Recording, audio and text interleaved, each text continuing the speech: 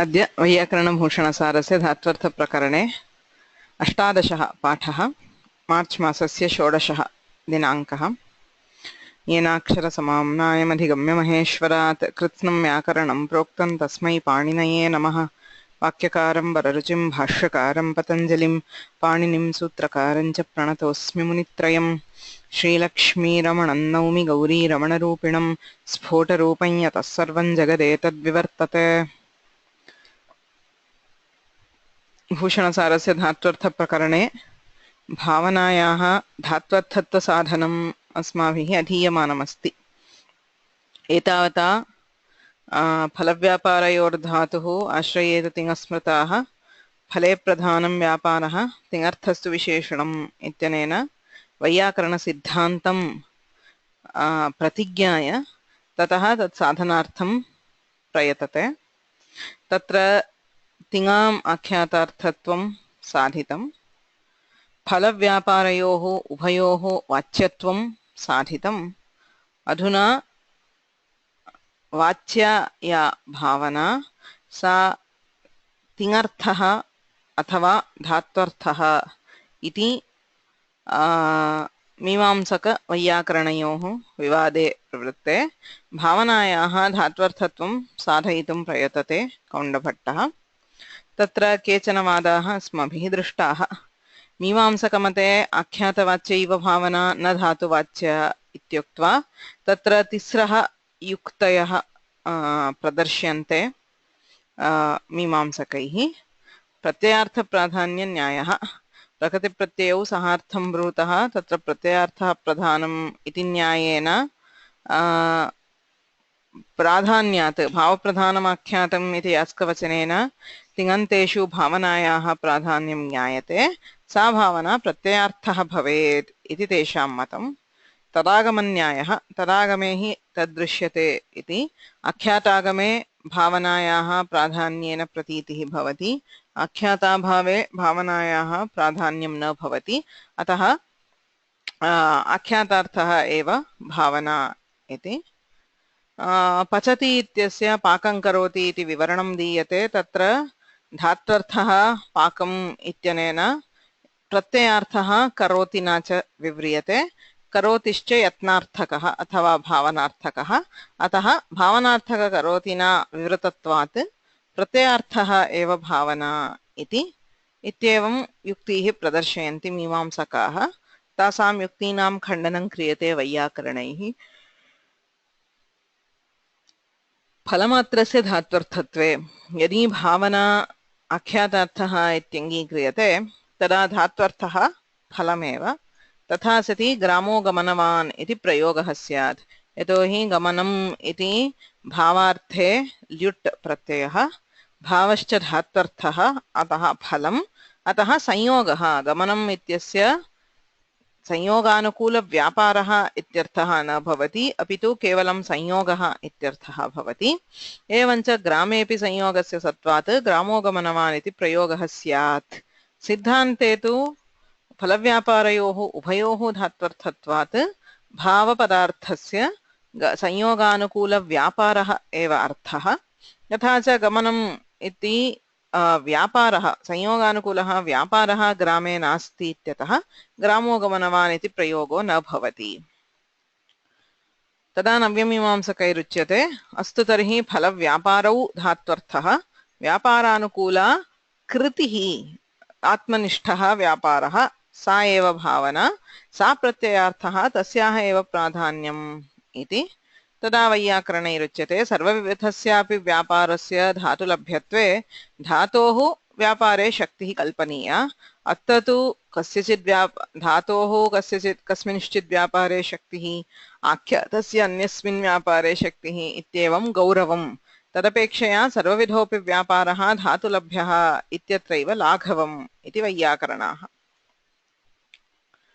किञ्च प्रत्ययार्थप्राधान्यन्यायः प्रस्तूयते। तस्य अङ्गीकारे पक्ववान् इत्यस्य पाकं कृतवान् इति विवरणं दीयते। तत्र पक्ववान् इति पच धातोः विवरणं पाकम् इति, प्रत्ययस्य विवरणं कृतवान् इति। तत्र पाकम् इत्यत्रापि अम् प्रत्ययः अस्ति। अनेनैव न्यायेन प्रत्ययार्थप्राधान्यन्यायेन पाकम् इत्यस्य कर्म अर्थः भवति।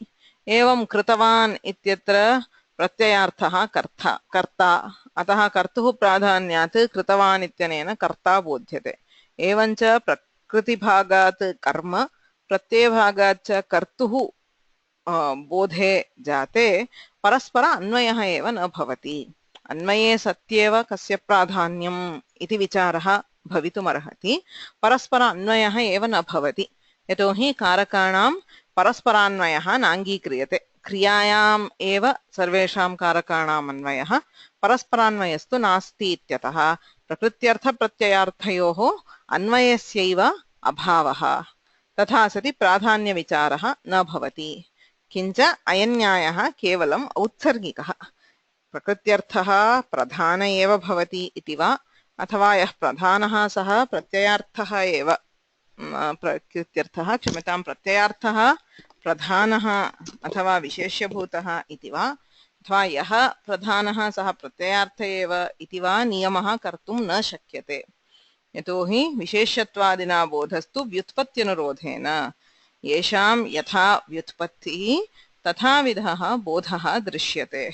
अत एव वैयाकरणानां व्यापारमुख्यविशेषकः बोधः, नैयायिकानां तु प्रथमार्थमुख्यविशेषकबोधः। एवमेव लक्षणायामपि आलङ्कारिकाणां शक्यतावच्छेदकप्रकारकः बोधः, नैयायिकानां तु लक्ष्यतावच्छेदकप्रकारकबोधः इति बोधे भेदः व्युत्पत्त्याधारेण भवति, न तु अर्थस्य आधारेण। इत्युक्ते कः प्रत्ययार्थः कः प्रकृत्यर्थः इत्येतदाधृत्य बोधः इति न भवति। अतः पाणिनिना स्वयम् उक्तमस्ति, प्रधानप्रत्ययार्थवचनम् अशिष्यं नाम वक्तुम् अयोग्यं, शासितुं न शक्यते। किमर्थम्? अर्थस्य अन्यप्रमाणत्वात्। लोकत एव अर्थस्य सिद्धेः, यथा यस्य व्युत्पत्तिः तथा बोधः अर्थस्य प्राधान्यं भवति। अतः प्रत्ययार्थः प्रधानम् इत्येवं नोच्यते इति पाणिनिना स्वयम् उच्यते। अतः सः न्यायः अङ्गीकर्तुं न शक्यते। तदागमन्यायस्यापि अतिव्याप्तिः प्रदर्शिता। पूर्वमुक्तम् आख्यातागमे भावनाप्रतीतिः, आख्याताभावे भावनायाः नास्ति वाच्यत्वम् इति। किन्तु पक्वम् इत्यादि कृदन्तस्थलेषु अपि भावनायाः प्राधान्येन प्रतीतिः अस्ति। यद्यपि आख्यातः नास्ति तथापि भावनायाः प्रतीतिः अस्ति। अस्तु, तर्हि यथा तिङन्ते तथा कृदन्तेषु अपि भावनायाः वाच्यत्वं भवतु इति चेत् तदा तस्य प्राधान्यं स्यात्, प्रत्ययार्थः प्रधानमिति। सत्त्वप्रधानानि नामानि इति व्यास्कवचनस्य विरोधः स्यात्। अतः अनेनापि भावनायाः आख्यातार्थत्वं साधयितुं न शक्यते। किन्तु उभयत्रापि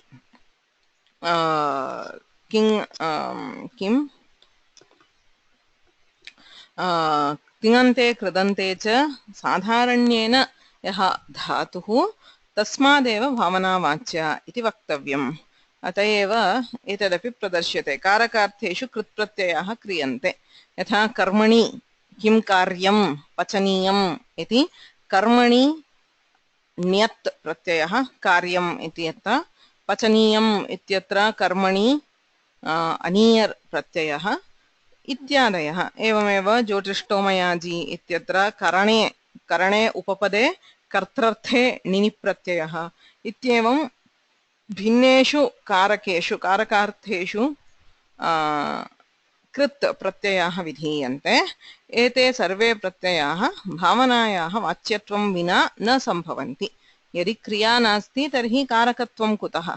अतः यदि क्रिया वाच्या नास्ति तर्हि भिन्नेषु कारकार्थेषु प्रत्ययानां सम्भवः नास्ति। अतः भावनायाः वाच्यत्वम् अङ्गीकरणीयम्। सर्वत्र यथा तिङन्ते तथा कृदन्तेऽपि भावनाप्रतीतिः अस्ति इत्यतः उभयसाधारण्येन यः धातुः समानः अस्ति उभयत्र, तस्यैव वाच्यार्थः भावना इति अङ्गीकर्तव्यम्। अथ इति एतावत्पर्यन्तम् अधीतम्। अग्रे इममेव वादम् अनुवर्तयति। अथ लिङ्गसंज्ञान्वयानुरोधात् कर्तुः वाच्यत्वम् आवश्यकम् इति तेन आक्षेपात् भावना प्रत्ययः स्यात् इति मतम्। तर्हि संख्यान्वयोपपत्तये आख्याते अपि कर्ता वाच्यः स्यात्। किमुच्यते? कृदन्तेषु लिङ्गसंख्यान्वयः दृश्यते।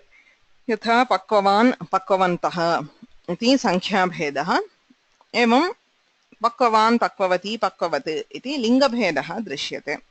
लिङ्गं संख्या च प्रतीयते। तत् कुत्र अन्वेति? पक्ववान् पक्ववन्तः इति संख्या वा लिङ्गं वा कर्तरि एव अन्वेति। अतः लिङ्गसंख्या अन्वय अनुरोधात् कर्तुः वाच्यत्वम् आवश्यकम्।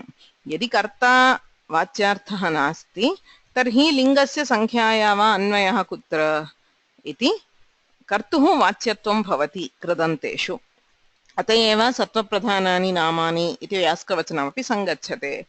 तेन आक्षेपात् कर्त्रा आक्षेपात् भावनाप्रत्ययः स्यात् इति मतम्।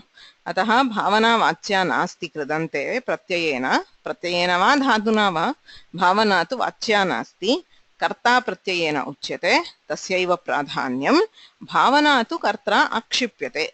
कर्ता भावनां विना अनुपपन्नः सन् भावनाम् आक्षिपति इति चेत् तर्हि संख्यान्वयोपपत्तये आख्याते अपि कर्ता वाच्यः स्यात्। तर्हि आख्याते का गतिः? आख्याते अपि संख्या दृश्यते किल, लिङ्गं तु नास्ति।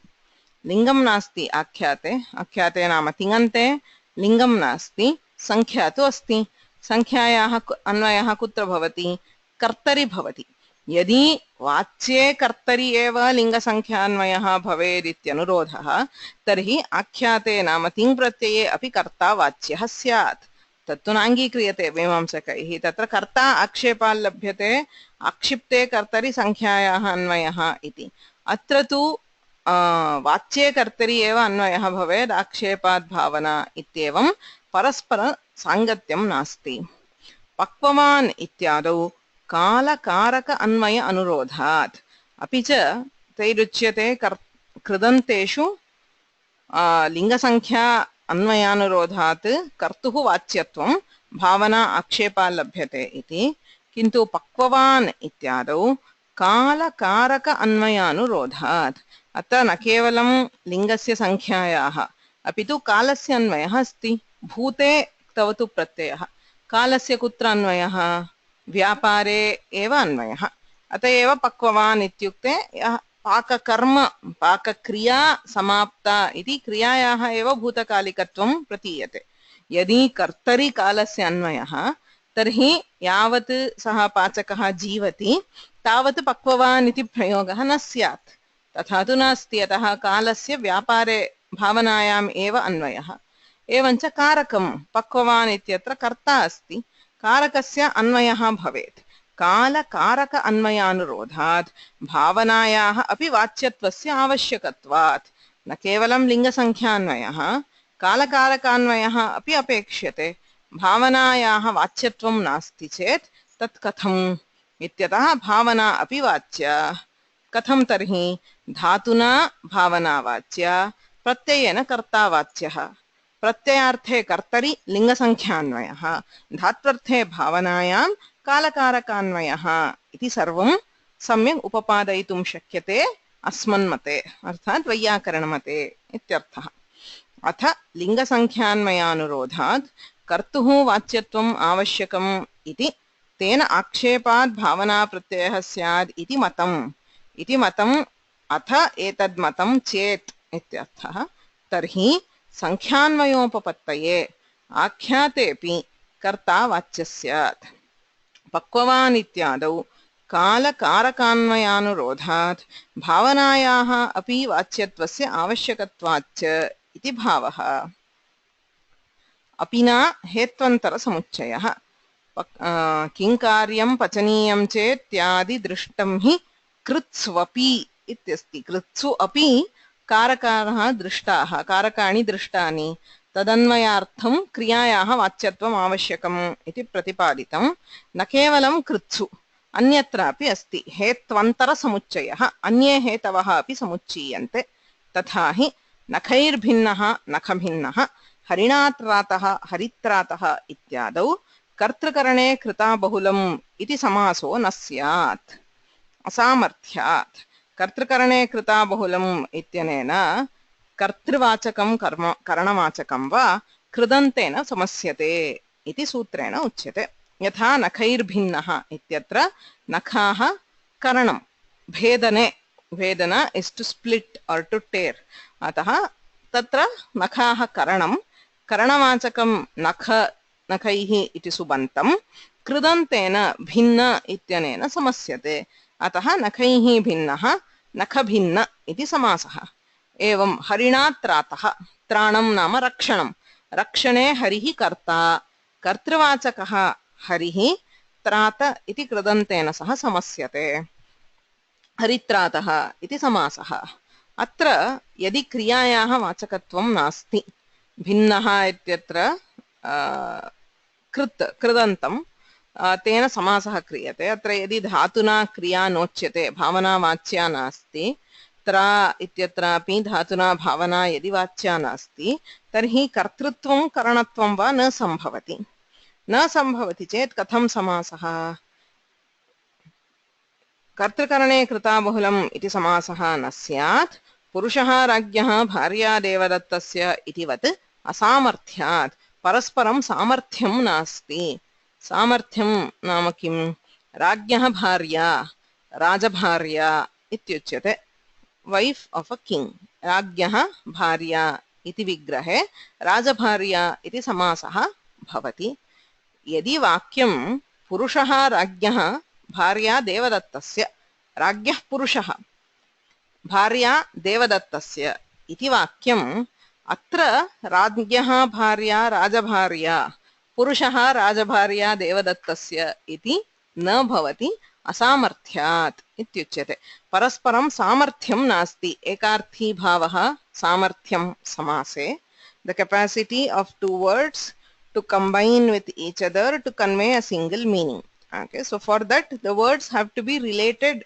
to each other अत्र तु राजसम्बन्ध राजन् राजपदस्य पुरुषेण सह अन्वयः भार्या इत्यस्य तु देवदत्तेन अन्वयः परस्परम् अन्वयः नास्ति इत्यतः सामर्थ्यं नास्ति एवं समासो न भवति यदि अत्र नखैर्भिन्नः नखभिन्नः हरित्रात इत्यादिषु भावनायाः वाच्यत्वं नास्ति तदा नखशब्दस्य करणत्वं कुत्र क्रियायाः कारकस्य क्रियया एव अन्वयः शक्यते यदि भिन्न इत्यत्र क्रियायाः वाच्यत्वं नास्ति तर्हि परस्पर अन्वयः न भवति सामर्थ्यं नास्ति चेत् समासो न स्यात् तथा हि नखैर्भिन्नः नखभिन्नः हरिणात्रातः हरित्रातः इत्यादौ कर्तृकरणे कृताबहुलम् इति समासः न स्यात् पुरुषो राज्ञः भार्या देवदत्तस्य इतिवत्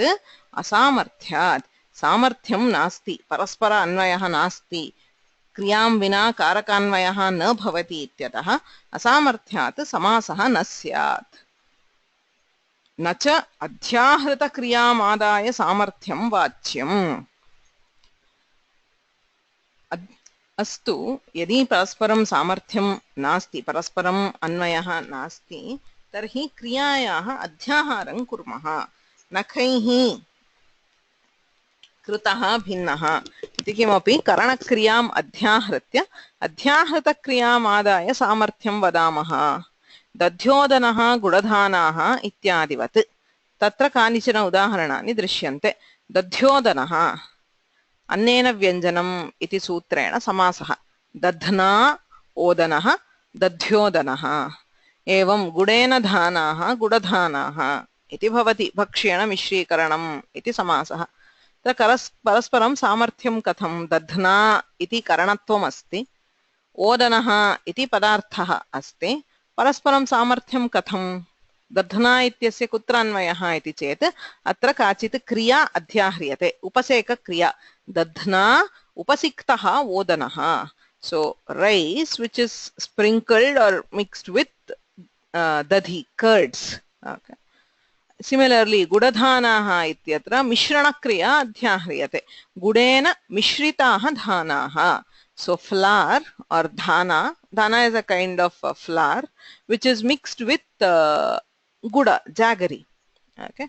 अत्र मिश्रणक्रिया अध्याह्रियते क्रियायाः अध्याहारेणैव परस्परसम्बन्धः कल्पयितुं शक्यः यतोहि दधिशब्दस्य उपसेकक्रियायामेव अन्वयः गुड इति करणवाचकस्य मिश्रणक्रियायामेव अन्वयः एवञ्च अध्याहृतक्रियामादाय सामर्थ्यं वाच्यं दध्योदनः गुडधानाः इत्यादिवत् अन्यथा तत्रापि अन्नेन व्यञ्जनं भक्ष्येण मिश्रीकरणम् इति समासः न स्यात् इति वाच्यम् इति न वाच्यम् इत्यर्थः एवं न वक्तव्यं कुतः तत्र तत्र नाम एतेषु उदाहरणेषु विध्यानर्थक्यात् विधेः नाम समासविधायकविधेः अनर्थक्यात् व्यर्थत्वात् निरर्थकत्वात् यदि अत्र क्रियायाः अध्याहारः न क्रियते तर्हि सूत्रमेव व्यर्थम् अन्नेन व्यञ्जनम् इत्यस्य किमपि अन्नम् अपि पदार्थः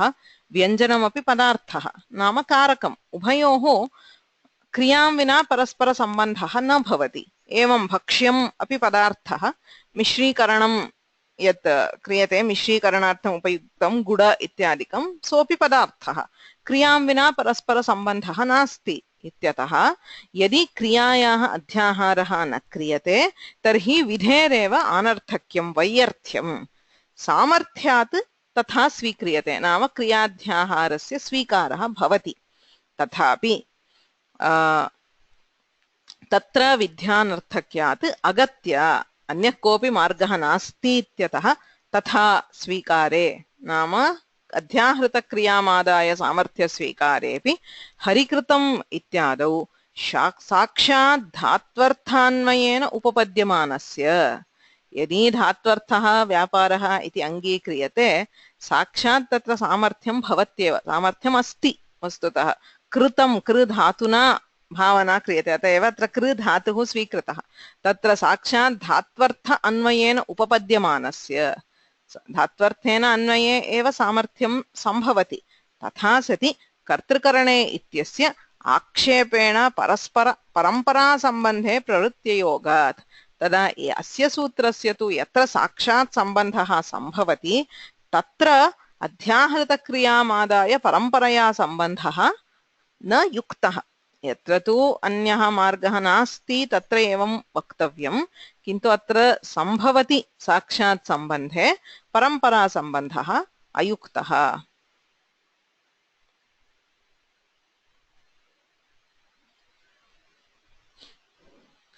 न च एकक्रियान्वयित्वमेव सामर्थ्यम् इति शङ्क्यम् अस्तु तर्हि सामर्थ्यं नाम किम् परस्पर अन्वयः इति मास्तु एकस्यां क्रियाम् अन्वयसम्भवः यथा दधि ओदन इत्युभयोः एकस्याम् उपसेकक्रियायाम् अन्वयः एवं गुडधाना इत्यत्र एकस्यां मिश्रणक्रियायाम् अन्वयः एवं नख भिन्न इत्यत्रापि आक्षिप्यते क्रिया भावना तत्र उभयोः अन्वयः तदेव सामर्थ्यम् इति वदामः इति चेत् इति न शङ्क्यम् असूर्यं पश्याः इत्यादेः असमर्थसमासत्व अनापत्तेः असूर्यं पश्याः राजदाराः इति प्रयोगः अस्ति कः अर्थः सूर्यं न पश्यन्ति राजदाराः अन्तःपुरस्त्रियः सूर्यमेव न पश्यन्ति तथा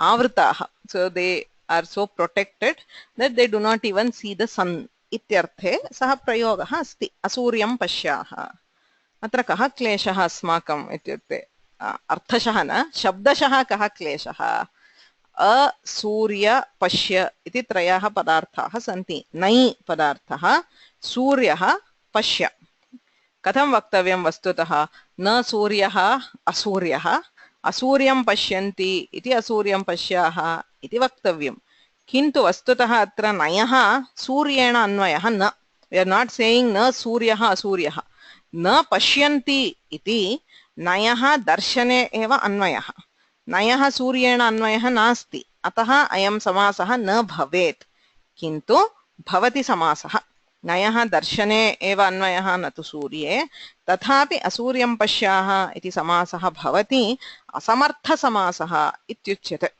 प्रायेण सामर्थ्ये सत्येव समासः इति उक्तं पूर्वत्र परस्पर अन्वयः भवेत् एकार्थी भाव सामर्थ्यं भवेत् तत्रैव समासः इति किन्तु असूर्यं पश्याः इत्यादिषु सामर्थ्याभावेऽपि गमकत्वात् समासः अर्थात् तेन सह अर्थः बुध्यते इति समासः अङ्गीक्रियते यदि एकक्रियान्वयित्वमेव सामर्थ्यं तर्हि अत्रापि सामर्थ्यमस्त्येव यतोहि नयः सूर्यस्य च उभयोः एकक्रियायां दर्शनक्रियायामेव अन्वयः नयः अपि दर्शनक्रियायाम् अन्वयः सूर्यस्यापि दर्शनक्रियायाम् अन्वयः तथा सति सामर्थ्यमस्ति चेत् समासः सहजतया एव भवति असमर्थसमासत्वं न स्यात् सर्वत्र अयम् असमर्थसमासः इत्युच्यते न च एकक्रियान्वयित्वमेव सामर्थ्यमिति शङ्क्यम् असूर्यं पश्याः इत्यादेः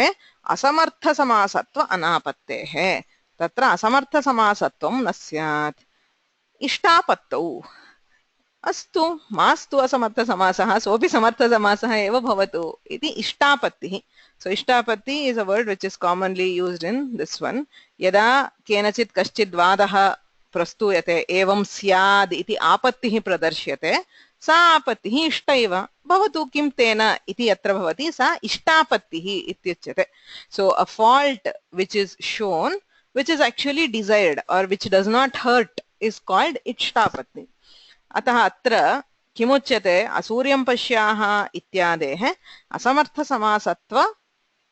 असमर्थसमासत्वं न स्याद् इति आपत्तिः प्रदर्श्यते मास्तु असमर्थसमासत्वं सोऽपि समर्थसमासः इत्येव स्वीकुर्मः इति चेत् इष्टापत्तौ यदि इष्टापत्तिः इत्युच्यते तथा कृतः सर्वः मृत्तिकया इत्यत्र कृतसर्वमृत्तिकः इति आपत्तेः तथा सति सर्वत्रापि एतादृशाः समासाः भवन्ति कृतः सर्वः मृत्तिकया सर्वोऽपि मृत्तिकया कृतः तत्र सर्वः मृत्तिकया इति उभयोः कृत इति एकक्रियायाम् अन्वयः सो सर्वः कृतः मृत्तिकया कृतः इति उभयोः कृत इत्यत्र अन्वयः तथा सति कृतसर्वमृत्तिकः इति आपत्तेः इति समासः स्यात् सामर्थ्यात् अत्रापि एकक्रियान्वयित्वरूपं सामर्थ्यं नास्ति यद्यपि सर्वः मृत्तिकया इत्यनयोः परस्परं सामर्थ्यं नास्ति एकक्रियान्वयित्वरूपं सामर्थ्यं तु अस्ति इत्यतः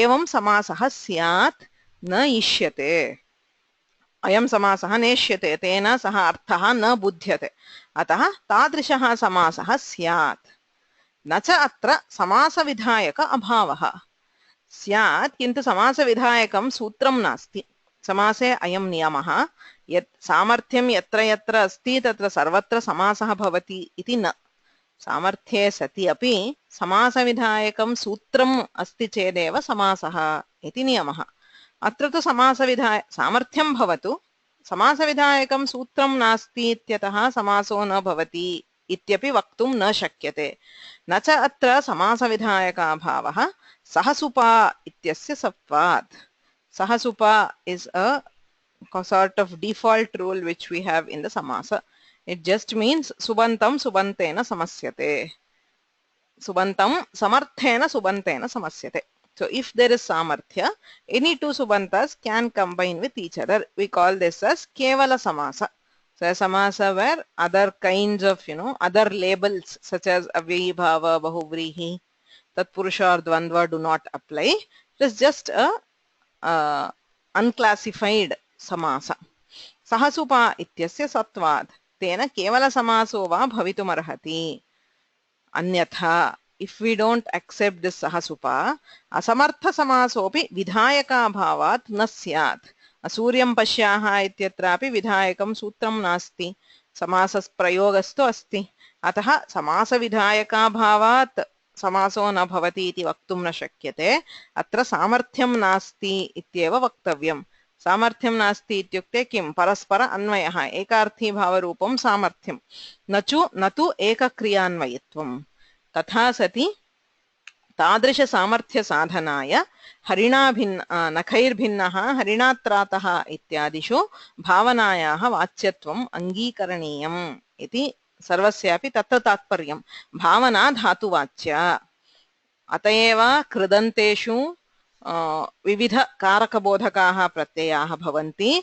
समासे अपि कारकाणां कृदन्तैः सह समासः भवति। यदि धातुना भावना वाच्या न स्यात् तर्हि एतत् न स्यात् इति वादः। किञ्च अग्रिमं प्रमाणं प्रदर्शयति भावनायाः धात्वर्थत्वे। किञ्च भावनायाः तिङर्थत्वे। यदि भावना तिङर्थः आख्यातार्थः भावयति घटम् इतिवत् भवति घटम् इत्यपि स्यात्। घटं भावयति, घटः भवति, कुम्भकारः घटं भावयति, so he causes it to exist. घटः भवति, the pot is, or the pot is exists. So kumbhakarah ghatam bhavayati, he makes the pot to exist or to come into being. भावयति घटम् इत्यत्र घटपदात् द्वितीया दृश्यते। तद्वत् भवति घटम् इत्यपि स्यात्। घटः भवति इति वस्तुतः प्रयोगः प्रथमान्तः, किन्तु घटं भवति इति प्रयोगः स्यात् धात्वर्थफलाश्रयत्वरूपकर्मत्वसत्वात्। कथम् इति चेत् कर्मत्वम् अस्ति। वैयाकरणमते किं?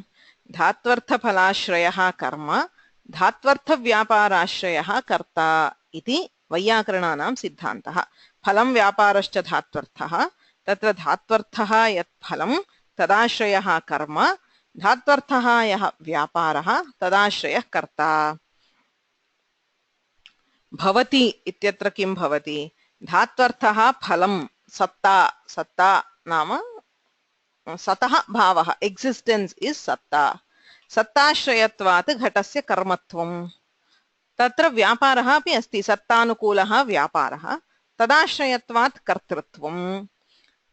कर्तृत्वात् कर्मसंज्ञायाः बाधः।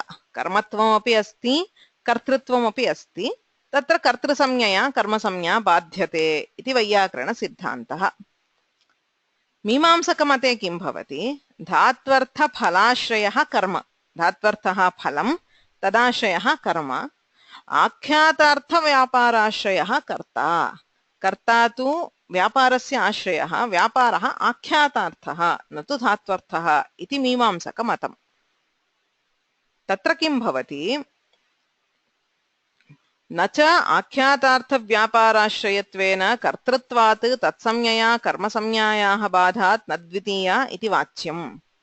किं वदति? किञ्च भावनायाः तिङर्थत्वे भावयति घटम् इतिवत् भवति घटम् इत्यपि स्यात् धात्वर्थफलाश्रयत्वरूपकर्मत्वसत्वात्, न च आख्यातार्थव्यापाराश्रयत्वेन कर्तृत्वात् तत्संज्ञया कर्मसंज्ञायाः बाधात् न द्वितीया इति वाच्यम्। आख्यातार्थव्यापाराश्रयस्य कर्तृत्वे यदि आख्यातार्थव्यापाराश्रयः कर्ता इति अङ्गीक्रियते, यथा मीमांसकैरुच्यते तथा, तदा किं भवति? पाचयति देवदत्तो विष्णुमित्रेण इत्यत्र विष्णुमित्रस्य अकर्तृतापत्तौ तृतीया अनापत्तेः। यदि आख्यातार्थव्यापाराश्रयः कर्ता, देवदत्तः विष्णुमित्रेण पाचयति इति प्रयोगः। विष्णुमित्रः पचति, देवदत्तः विष्णुमित्रेण पाचयति। विष्णुमित्रा cooks, Devdatta causes विष्णुमित्रा to cook. पाचयति इति निजन्त प्रयोगः, प्रेरणार्थक निजन्तः, causal निच्। यथा पठति पाठयति, भवति भावयति, एवं पचति पाचयति। पच् धातोः निच् प्रत्ययः पाचि इति भवति, तस्मात् तिङ् प्रत्ययः। अत्र धातुद्वयमस्ति।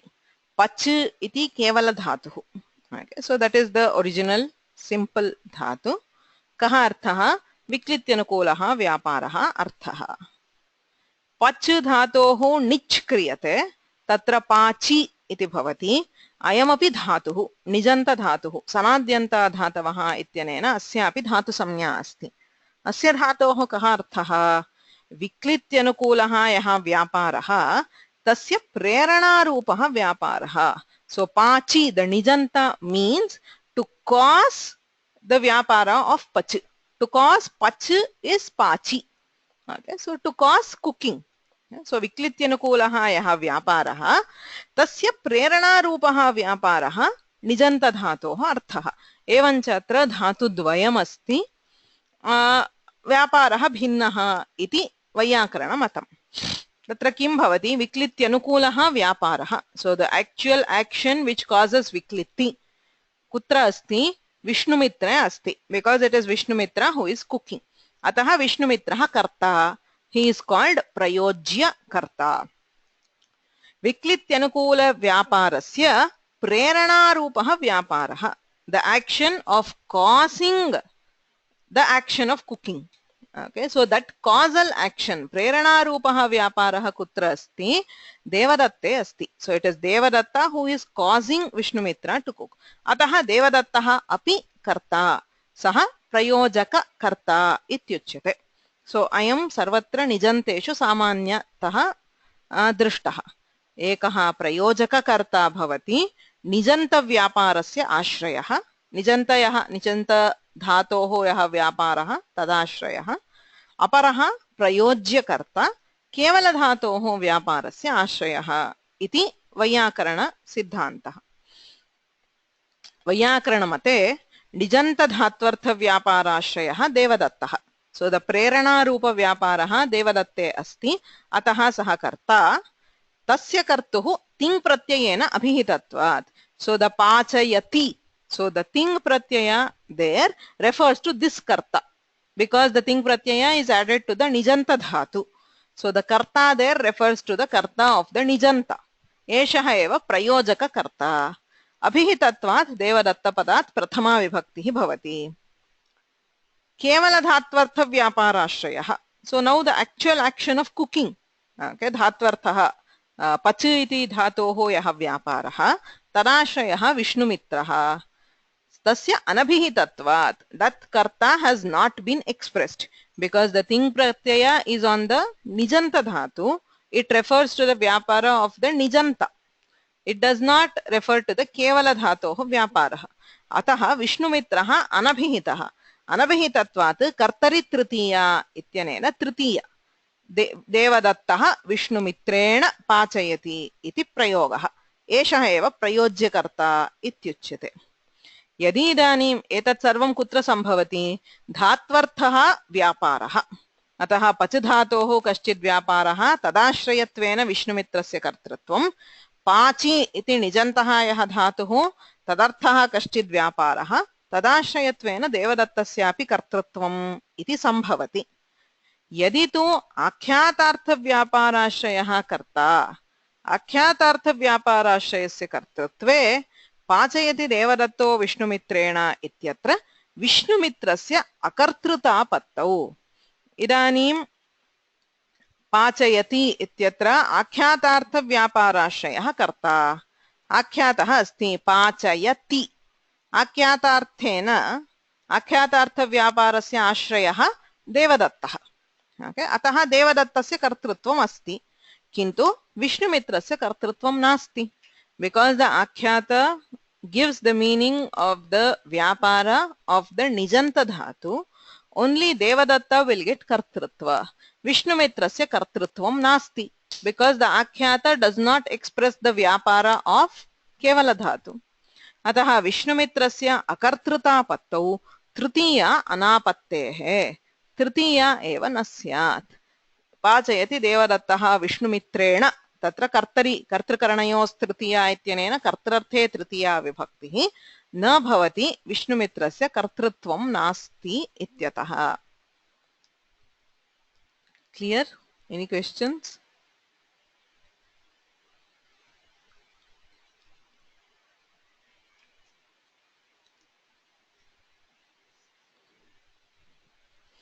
आख्यातार्थव्यापाराश्रयस्य कर्तृत्वे पाचयति देवदत्तो विष्णुमित्रेण इत्यत्र विष्णुमित्रस्य अकर्तृतापत्तौ तृतीया अनापत्तेः। ग्रामं गमयति देवदत्तो विष्णुमित्रम् इत्यत्र विष्णुमित्रस्य अकर्तृतापत्तौ ग्रामस्य गमिकर्मत्व अनापत्तेश्च। तत्र यदा एवमुच्यते विष्णुमित्रस्य अकर्तृतापत्तौ तृतीया न स्यादिति तत्र मीमांसकैः समाधानमुच्यते। न एवं न, णिच् समभिव्याहृतस्य आख्यातस्य व्यापारद्वयार्थकत्वं स्वीक्रियते। सो यः आख्यातः अस्ति पाचयति इत्यत्र निजन्ताद् यः आख्यातः नाम तिङ् प्रत्ययः तस्य व्यापारद्वयार्थकत्वम्, अर्थात् केवलधातोः यः व्यापारः निजन्तः प्रेरणारूपः व्यापारः उभयमपि तेन आख्यातेन बोध्यते। अतः उभयोः आश्रयस्य कर्तृत्वं सिद्ध्यति इति वदन्ति। तेन प्रयोजकप्रयोज्ययोः उभयोः कर्तृत्वनिर्वाहः। आख्यातस्य व्यापारद्वयार्थकत्वं, व्यापारद्वयम् आख्यातेन बुध्यते, अतः उभयोः कर्तृत्वं भवति इति। तथापि किं भवति, विष्णुमित्रस्य गम् धातुनिरूपितकर्तृत्वं न भवति। अस्तु, आख्यातार्थत्वेन आख्यातेनैव सः व्यापारोऽपि उच्यते, अतः तत्कर्तृत्वम् इत्यनेन तृतीया विभक्तिस्तु भवति। किन्तु गम् धातुनिरूपितं गत्यर्थकधातुनिरूपितं कर्तृत्वं तु नास्ति। यतोहि आख्यातेन व्यापारः प्रतीयते, तस्य तदाश्रयत्वात् कर्तृत्वं, गत्यर्थकधातुनिरूपितं कर्तृत्वं नास्ति। किमर्थं भवेत् इति चेत्, ग्रामं गमयति देवदत्तः विष्णुमित्रम् इत्यस्ति। विष्णुमित्रः ग्रामं गच्छति, देवदत्तः विष्णुमित्रं ग्रामं गमयति इति प्रयोगः। अत्र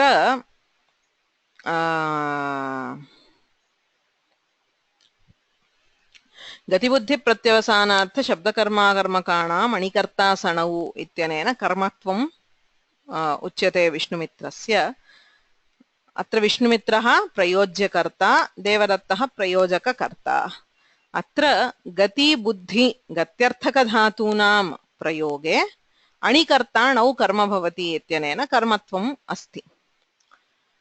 अत्र यदि गम् धातुनिरूपितकर्तृत्वं नास्ति तदा तदीप्सिततमस्य ग्रामस्य कर्मत्वं कथं, कर्तुरीप्सिततमं कर्म, कर्तुः ईप्सिततमं कर्म। अत्र ग्रामं गमनरूपव्यापारः, तत्र कर्ता विष्णुमित्रः, तस्य ईप्सिततमः ग्रामः। सः गमनक्रियया सम्बन्धुं किमिच्छति, ग्रामम् इच्छति, अतः ग्रामस्य कर्मत्वम्। यदि विष्णुमित्रस्य गम् धातुनिरूपितं कर्तृत्वं नास्ति तर्हि तदीप्सिततमस्य ग्रामस्य अपि गम् धातुनिरूपितं कर्मत्वं न स्यात्।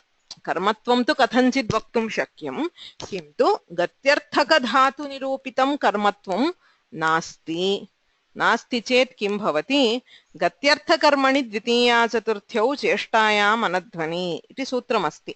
ग्रामं गच्छति, ग्रामाय गच्छति इति प्रयोगः। गत्यर्थकर्मणि गत्यर्थानां धातूनां यत् कर्म, तस्मात् द्वितीया चतुर्थ्यौ विभक्ति भवतः इति सूत्रार्थः। अत एव ग्रामं गच्छति, ग्रामाय गच्छति इति उभयं सिद्ध्यति। तेन किं क्रियते, गत्यर्थकर्मणि एव चतुर्थी विधीयते। यदि अत्र गत्यर्थकर्मत्वं नास्ति, विष्णुमित्रस्य गत्यर्थकर्तृत्वं नास्ति, तथा च ग्रामस्य गत्यर्थकर्मत्वं नास्ति, तदा ग्रामाय गमयति देवदत्तः विष्णुमित्रम् इत्यपि न स्यात्। अयं प्रयोगः कर्तुम् अशक्यः। ग्रामं गमयति देवदत्तः विष्णुमित्रम् इत्यत्र विष्णुमित्रस्य अकर्तृतापत्तौ ग्रामस्य गमिकर्वत्व अनापत्तेश्च। तथा च ग्रामाय गमयति देवदत्तः विष्णुमित्रम् इत्यपि न स्यात्। गत्यर्थकर्मणि द्वितीया चतुर्थ्यौ चेष्टायाम् अनध्वनि इति गत्यर्थकर्मण्येव चतुर्थी विधानात्।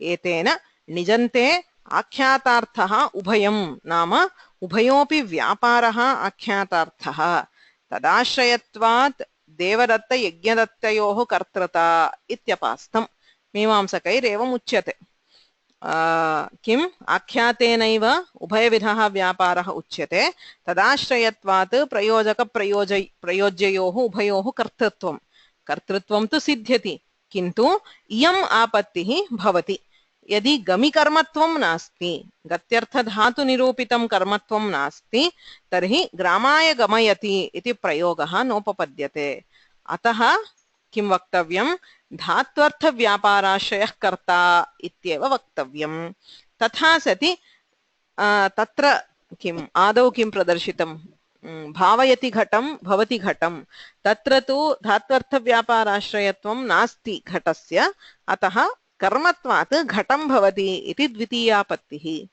so however you modify your definitions there are different kinds of apattis which are shown so the first thing if you are saying आख्यातार्थ व्यापाराश्रयः कर्ता तदा किं भवति निजन्तेषु प्रयोजककर्तुरेव कर्तृत्वं भवति प्रयोज्यकर्तुः कर्तृत्वं न भवति अस्तु तर्हि आख्यातेनैव व्यापारद्वयम् उच्यते इति यदि कथ्यते तदा गत्यर्थकर्मत्वं न सम्भवति ग्रामं गमयति देवदत्तः विष्णुमित्रम् इत्यत्र यदि गत्यर्थकर्मत्वं नास्ति तर्हि ग्रामाय गमयति इति चतुर्थी प्रयोगः न स्यात् अस्तु तर्हि मास्तु आख्यातार्थव्यापारकर्तृत्वं तर्हि किं वक्तव्यं धात्वर्थव्यापार आश्रयत्वं कर्तृत्वम् इति चेत् तत्र धात्वर्थव्यापारः यदि नाङ्गीक्रियते तर्हि घटो भावयति इति घटं भावयति इति यथा तथा घटं भवति इत्यत्रापि द्वितीयापत्तिः अतः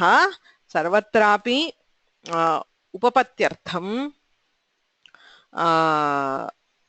भावना अथवा व्यापारः धात्वर्थः इत्येव स्वीकरणीयम् इति एका युक्तिः किञ्च one more so wherever he says kincha it is adding one more so he say telling several arguments to prove that bhavana dhatvartha adau gramogamanavan iti prayogaapattihi darshita tatah pratyayartha pradhanya nyayasya nirmoolatvam pradarshitam tadagamannyayasya nirmoolatvam pradarshitam कारकाणां कारकार्थेषु कृत्प्रत्ययानां उत्पत्तिः न स्याद् इति आपत्तिः प्रदर्शिता नखभिन्नादयः समासाः न स्युः इति आपत्तिः प्रदर्शिता इदानीं घटो भावयति इव घटं भवति इत्यपि इत्यत्र द्वितीयापत्तिः अथवा ग्रामाय गमयति देवदत्तो मित्रम् इत्यत्र चतुर्थ्याः अनापत्तिः इति दोषः प्रदर्शितः एतत् सर्वमपि कदा भवति एते दोषाः यदि भावना धात्वर्थः इति न स्वीक्रियते तदा एते दोषाः सम्भवन्ति किञ्च so the last one so as you see iti dik so wherever there is iti dik it means he is stopping the argument there anaya disha itopi vicarayitum shakyate किन्तु अत्र एतावन् मात्रम् उच्यते इति अतः अस्मिन् प्रकरणे अन्तिमः विचारः किञ्च तस्मिन् प्रयोगे यः आख्यातार्थः इत्यस्य आवश्यकत्वेन आख्यातशून्ये देवदत्तः पक्ता इत्यादौ देवदत्तस्य अकर्तृतापत्तेः इति दिक् किमुच्यते आख्यातार्थव्यापाराश्रयः कर्ता इति स्वीक्रियते इदानीं द्विविधाः प्रयोगाः दृश्यन्ते काष्ठैः पचति काष्ठानि पचन्ति एतत् दृष्टमस्ति काष्ठानां यत्र करणत्वेन विवक्षा तदा तृतीया यदा तु कर्तृत्वेन विवक्षा तदा प्रथमा भवति एतद्वयमपि सिद्ध्येत् इति चेत् तस्मिन् प्रयोगे यः आख्यातार्थः व्यापारः तदाश्रयः कर्ता इति वक्तव्यं यदा काष्ठैः पचति इत्यत्र आख्यातार्थः विक्लित्यनुकूलः व्यापारः सः व्यापारः देवदत्ते अस्ति देवदत्तः काष्ठैः पचति अतः देवदत्तस्य कर्तृत्वं काष्ठानि पचन्ति इति प्रयोगे तु आख्यातार्थः ज्वालनरूपः व्यापारः so that itself is intended as the pradhana vyapara not any other vyapara but the jwalana the act of burning itself is intended as the आख्यातार्थ तस्य आश्रयत्वात् काष्ठानां कर्तृत्वं वक्तव्यम् अतः तस्मिन् प्रयोगे यः आख्यातार्थः व्यापारः इदानीं पचति इत्यत्र यः आख्यातार्थः सः काष्ठानि पचन्ति इत्यत्र स एव न, यदि स एव भवति तर्हि काष्ठानि पचन्ति इति प्रयोगः न स्यात्। अतः तस्मिन् प्रयोगे यः आख्यातार्थः व्यापारः तदाश्रयः कर्ता इति वक्तव्यम्। सो विवक्षानुगुणं तस्मिन् प्रयोगे आख्यातार्थः कश्चित् व्यापारः विवक्ष्यते, तदाश्रयः कर्ता इति। आख्यातशून्ये यत्र तु आख्यातः नास्ति, देवदत्तः पक्ता इत्यस्ति, पक्ता इति पाककर्ता तृच् प्रत्ययः, तत्र देवदत्तस्य अकर्तृतापत्तेः, अत्र तु आख्यातः नास्ति, तर्हि आख्यातार्थव्यापाराश्रयः कर्ता इति कः कर्ता वक्तुमेव न शक्यते, देवदत्तस्य कर्तृत्वं न स्यात्। आख्यातशून्ये देवदत्तः पक्ता इत्यादौ देवदत्तस्य अकर्तृतापत्तेः इति दिक्। एवं च एतैः सर्वैः कारणैः भावनायाः धात्वर्थत्वम् अङ्गीकरणीयम् इति दिक् इत्यनेन इयं कारिका, अस्याः कारिकायाः विचारः समाप्यते। किं कार्यं पचनीयं चेत्यादिदृष्टं हि कृत्स्वपि किञ्च कारिका न समाप्ता, इतोपि अग्रे अस्ति। किञ्च क्रियावाचकतां विना धातुत्वमेव न इत्युच्यते। ततः पूर्वं कारिकायाः पूर्वार्धेन धात्वर्थवाच्या एव भावना अथवा धातुवाच्या एव भावना न तु आख्यातवाच्या इति साध्यते। किञ्च क्रियावाचकतां विना धातुत्वमेव न इति अग्रे प्रतिपाद्यते। अस्तु, धातुवाच्या भावना वा न वा इति वक्तव्यमेव न, यतोहि क्रियावाचकत्वमेव धातुत्वं। टु बी कॉल्ड अ धातु also it has to be a क्रियावाचक। यदि क्रियावाचकं नास्ति तर्हि धातुत्वमेव न संभवति। अतः धातोः भावना वाच्या वा न वा इति विचारः एव न करणीयः। यदि धातुः तर्हि क्रियावाचकः इत्येव अर्थः। यदि स्मर्यते सिद्धान्तकौमुद्यां भुवादयो धातवः इति, क्रियावाचिनः भादयः धातुसंज्ञा स्युः। सूत्रकारेण कण्ठरवेण उक्तं ये क्रियावाचिनः ते एव धातवः। अतः भावनावाचकत्वमेव धातोः लक्षणं। सो a dhatu by definition expresses bhavana. So further argument on whether bhavana is dhatuvacha or not will not hold because of the sutra itself. Iti pratipadayati. Agrima varge pashyama. Any questions?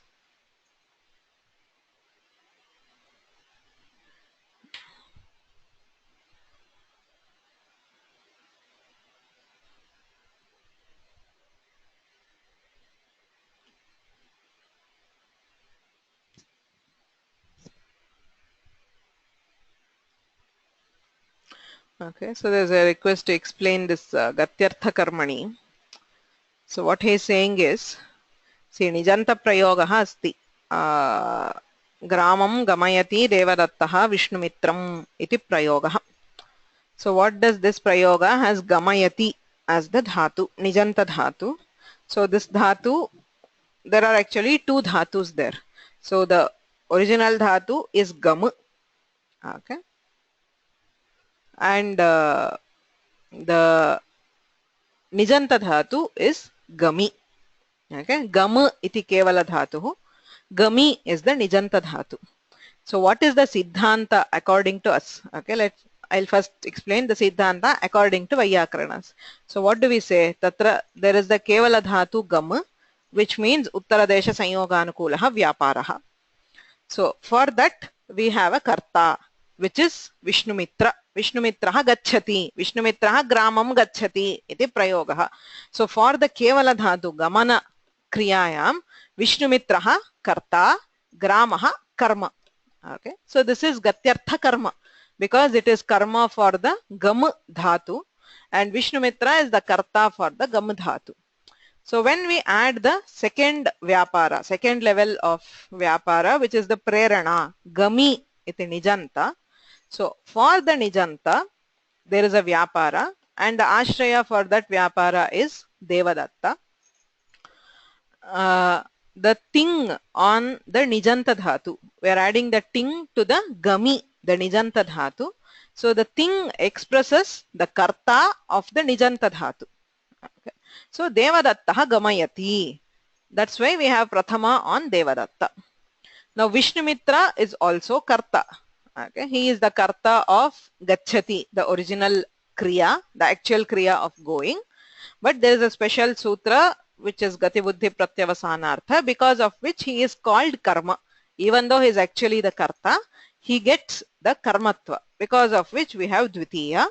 Now grama is the original gatyartha karma, so we have dvitiya on grama.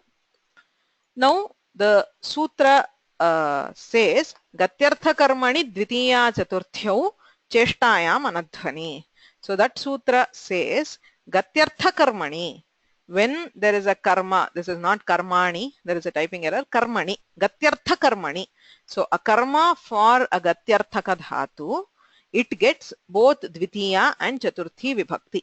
Normally we have only dvitiya, by karmani dvitiya. Gatyartha karmani, yatra gatyarthasya karmatvam asti, tatra dvitiya vibhaktihi api bhavati, chaturthi api bhavati.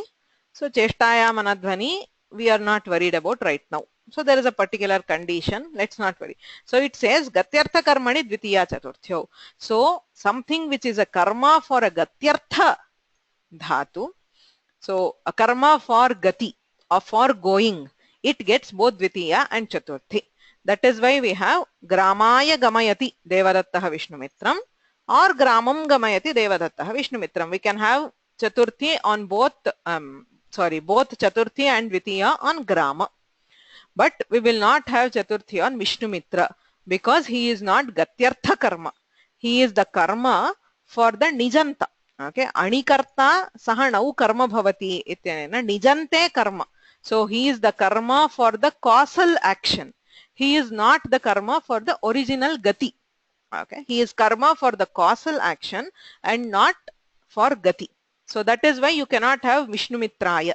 So the chaturthi will apply only for the gatyartha karma, where it is a karma for going. Okay, that is our siddhanta. So according to Vyakarana's, everything is fine. What happens when you go according to Mimamsakas? They are saying akhyātartha vyaparāshrayah karta. They define the karta using the akhyātartha vyapara. Okay, and in nijanta they are saying that the akhyata ting pratyaya on the nijanta dhatu, it expresses two vyaparas, two actions. So the ashraya for both the actions are karta. So that is why both prayojaka karta and prayojya karta gets kartrutva.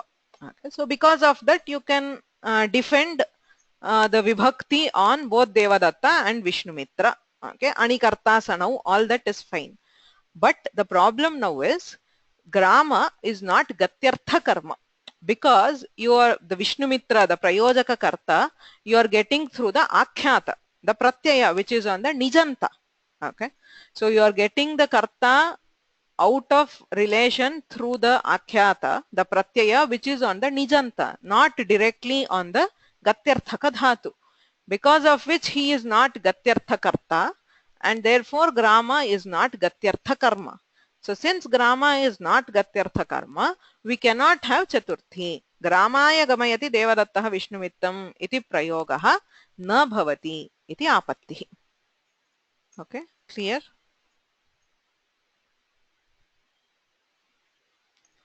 Okay, there was one more question. Can you please explain the meaning of the sutra discussed in the second last slide? Sorry, which is the sutra? I assume it's the same sutra. Ashita? Yes, ma'am. Same one. You explained. Thank you. Okay. Any other questions?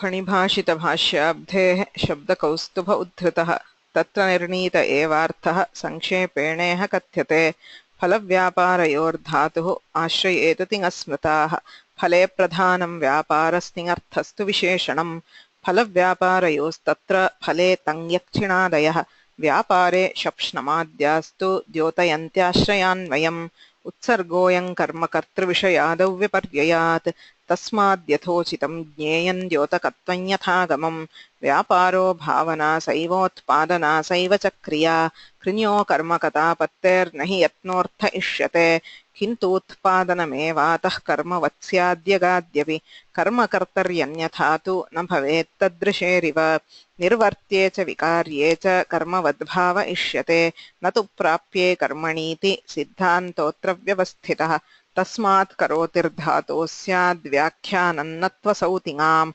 पक्ववान् कृतवान् पाकं किं कृतं पक्वमित्यपि किं कार्यं पचनीयं चेत्यादि दृष्टं हि कृत्स्वपि किञ्च क्रियावाचकतां विना धातुत्वमेव न सर्वनामाव्ययादीनां यावादीनां प्रसङ्गतः न हि तत्पाठमात्रेण युक्तमित्याकरे स्फुटम् धात्वर्थत्वं क्रियात्वं चेद्धातुत्वं च क्रियार्थता अन्योन्यसंशयस्पष्टस्तस्मादस्तु यथाकरम् अस्त्यादावपि धर्म्यंशे भाव्येऽस्त्येव हि भावना अन्यत्राशेषभावात्तु सा तथा न प्रकाशते फलव्यापारयोरेकनिष्ठतायामकर्मकः धातुस्तयोर्धर्मिभेदे सकर्मक उदाहृतः आख्यातशब्दे भागाभ्यां साध्यसाधनरूपता प्रकल्पिता यथा शास्त्रे सघन्यादिष्वपि क्रमः साध्यत्वेन क्रिया तत्र धातुरूपनिबन्धना सिद्धभावस्तु यस्तस्याः सघन्यादिनिबन्धनः